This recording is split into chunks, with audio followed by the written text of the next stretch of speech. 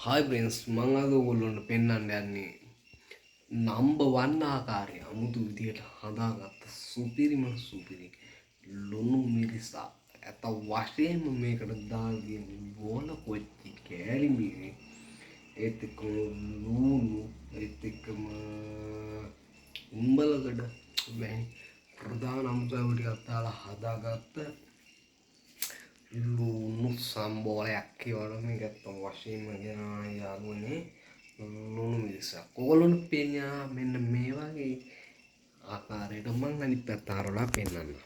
මෙන්න මේ ආකාරයට කොළ පාටින් බෝල කොච්චි කෑලිද රතු පාටින් කෑලි මිරිස්ද ඒත් එක්කම මෙන්න මෙහෙම ගත්තාම සුපිරි ප්‍රාණවත් ගතියක් තියෙන රස ඇති